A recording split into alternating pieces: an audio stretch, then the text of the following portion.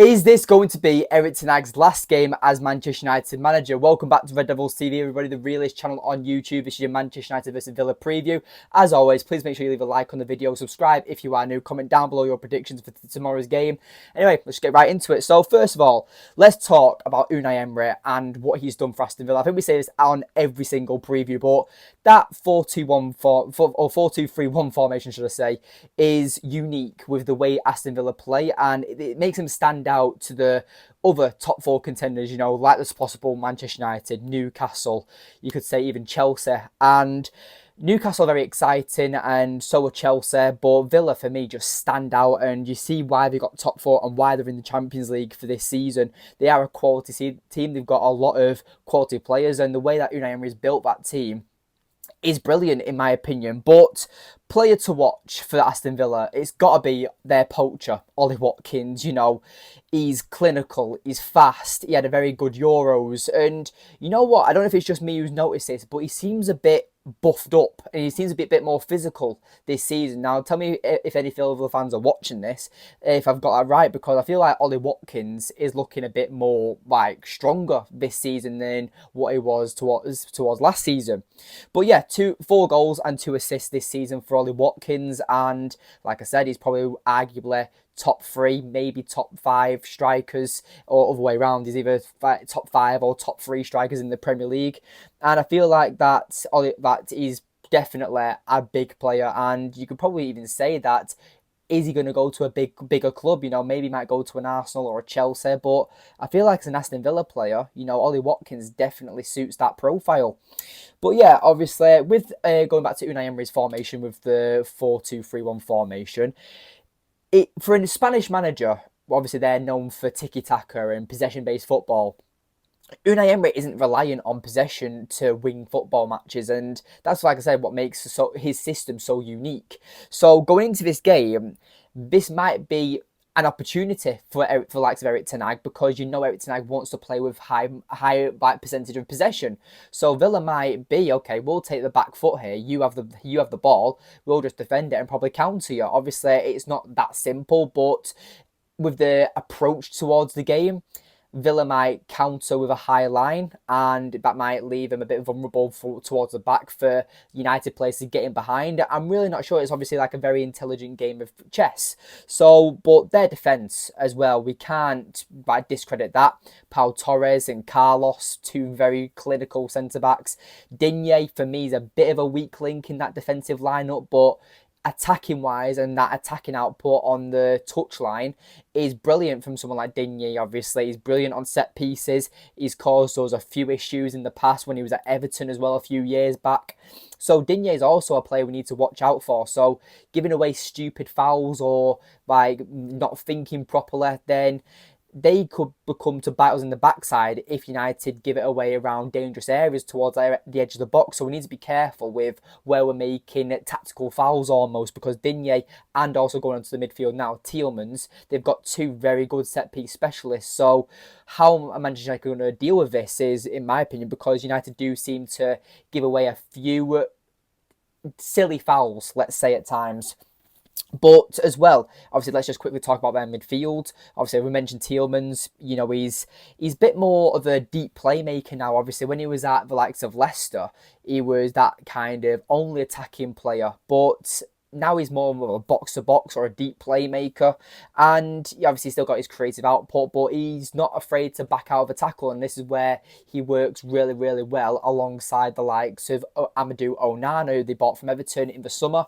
A great player. And I have a question now for United fans, that would you have took Onana over the likes of Ugarte, obviously, as the season started?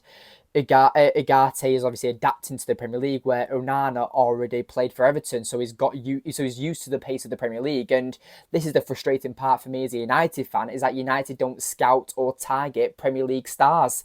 And this is why, for me, I think that someone like Eze, or obviously in the past Onana, would have been brilliant for Manchester United, because you know what they're doing. They're used to the league. Obviously, it'll take a while to adapt into the team, but when they've already got the use of the speed and the physicality of the Premier League, that's a massive, massive bonus from someone from Europe coming into Manchester United or into any team really. So I feel like United have definitely missed a signing with Onana because he's turned out class so far.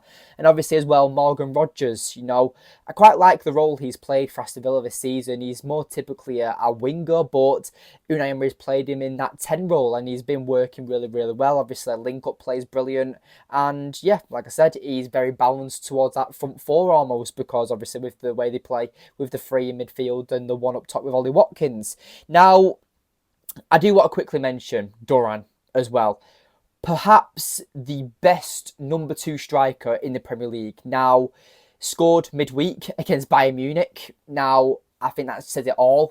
Duran is just in incredible form. And yeah, if Ollie Watkins doesn't have a great performance, Duran's definitely going to come on and Manchester United will be like, oh God, we've just had to deal with Ollie Watkins for 70 minutes. Now Duran's coming on. Now let's just try and sit back and defend because let's be honest, Aston Villa have 2 quality strikers and United have 2 very mediocre strikers at the moment. So any of them two will probably get into that United team at the moment. So we'll have to see how it goes. But let's talk about United. Now, there are a few positives we can say. Now, there are only 2 small ones. But the 2 positives that we can take away towards the start of the season is that United are, or it's actually 3, sorry, is that United in the top of the league for interceptions and successful tackles. So United in midfield or in general when it comes to fullbacks or just tackling in general and interceptions, we seem to be winning the ball back a lot more than we did last season, and we're top of the league in that statistic for a reason. And we're also in the top 4 for big chances misses, and that is 17 times. 17 big chances Man United have missed. Now, if you look at how many goals we've scored this season, we've scored 5 and conceded 8. We're not putting our chances away. The proof's in the pudding right there, where Villa have scored 12 and conceded 9. Now, yes, they've conceded more than us, but they're also scoring a lot more than us. They're putting the chances away a lot more than us. They're taking the chances as well. And United aren't. And that's the difference here. So United need to start putting their chances away. And Erik Ten Hag, if he wants to keep his job, needs to start playing his best teams. You can't just gamble anymore. He needs to know who's the best in form, who's up for it and who's not. And that's where Erik Ten Hag is going to keep his job because there are certain players who have played this season, whether they're adapting because they're a new signing or whether they're just completely out of form. Ten Hag needs to go on the best in class against Villa. Now, my predicted 11 is as follows. It's going to be the same team that faced against Porto. We were very, very unlucky, and I quite liked the way that we set up in that game. Obviously, just to run it by you, if you don't know who started against Porto, that is Andre Onana in net, Mazraoui, Dalot as the fullbacks, with De Ligt and Martinez, with Casemiro, Eriksen and Bruno Fernandes, with Rashford, Ahmad and Højlund. Yeah. So with the way I look at going into that game, I thought that we played really well. Now, Rashford completed the most dribbles. He was actually running at defenders and he looked dangerous. Got took off at half time for some reason, which was bizarre. Eriksen created the most chances in the game. Amad Diallo was the most fouled. Now, we had a very good game against Porto, but yet again, we were 2-0 up and we just head loss due to the defence. And this is where I want to make the case of Harry Maguire. Now, for me, Harry Maguire, if he starts tomorrow against Villa, I will not be disappointed because clearly Martinez is out of form from what we're used to seeing our butchering, and De Ligt hasn't hit the ground running like we all thought he would. We all knew he was a quality defender, but Paul Scholes is generally looking correct with what he said on the overlap, that De Ligt is not a massive upgrade on the likes of Harry Maguire. Now, Adam McCullough, all due respect to him, he turned around and said to Paul Scholes that Maguire turns like a truck, De Ligt's a massive upgrade because of the reputation De Ligt has in the likes of Europe, but Maguire hasn't put a foot wrong in this season, and if he starts tomorrow, I will not be disappointed because, like I said, Maguire's not put a foot wrong. He's 3rd choice centre-back, obviously 4th choice centre-back when Lenny Yoro comes back in, but why does Maguire not deserve a start? I think Maguire would actually be very impactful against someone like Villa because, as well, United don't have many aerial threats against Villa,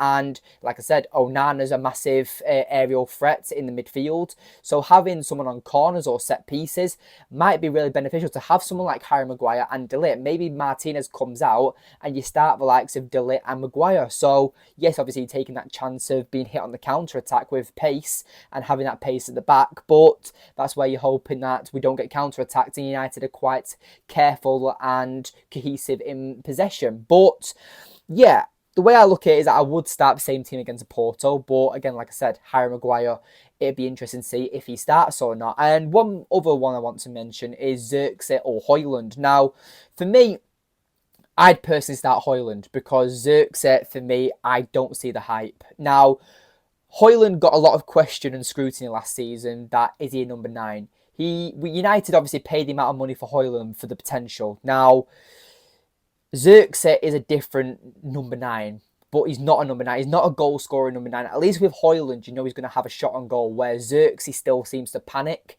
and doesn't have that poacher's instinct yet. And that's where I favour the likes of Højlund over Xerxes for this particular game against Villa. We're in a game where United need to build up a lot more, maybe against a back line or a deep line team almost. That's when you play someone like Xerxes, when you want to create more chances for your wingers and be a bit more careful in possession. Where I think this game is going to be quite scrappy. I don't see United winning this game, but, you know, I'm a United fan. Do I want United to win? Absolutely. Delusionally, I'll say 2-2, but it could go 3-1 Villa, 3-0 Villa. And I feel like if we have another pumping like we did against Spurs, Ten Hag's gone, unfortunately. And I say that because I'm on the fence about Ten Hag still. I mean, I know I've said that he's not good enough and I feel like his time's up, and I've said he's clueless because he doesn't fill me with any confidence at the moment, and I've been a massive advocate for backing Erik Ten Hag throughout all the crap and all the crap results we've been through. But unfortunately, a lot of fans have not even convinced me. It's what I've seen for myself, because obviously the difference between going to an actual game and watching it at Old Trafford and seeing it on the TV is that you see everything. You have the eagle eye vision. You know, you can see everything at once, and you see the shape. You see Ten Hag on the sidelines. Just this season, we've started so poorly, and I have no confidence in Erik Ten Hag at the moment. I don't think he has the right mindset to take us to the very top. Now, if it meant Ruud van Nistelrooy comes in for Erik Ten Hag and there's no manager out there to replace Ten Hag, I want to keep Ten Hag, because Ruud van Nistelrooy, I don't know enough about, and I'd rather keep Erik Ten Hag over Ruud van Nistelrooy, and I wouldn't want us to get a random manager like Gareth Southgate, for example. I'd rather keep Erik Ten Hag over that. So United still need to be careful with what they ask for, because there's a lot of YouTubers, a lot of fans out there that are demanding for Erik Ten Hag's head, and they don't care who comes in. It's gotten that bad for certain fans. Thankfully, I'm not as irrational like that, but at the same time, Erik Ten Hag doesn't feel with any confidence, and I feel like that if we do get battered, then I would be very, very surprised if he's here on Monday morning at Carrington leading the training session. So, yeah, we'll have to see how it goes. But I think Villa are definitely favourites going into this game. Now, United, hopefully it'll be typical United to bounce back and beat Villa. But we'll have to see. It's going to be an interesting game. 2 o'clock kickoff. But anyway, if you've made it this far into the video, thank you so much for watching. Leave a like on the video. Subscribe if you are new. Comment down below your predictions, like I said at the start of the video. Anyway, thank you for watching. I'll see you in the next one. Take care.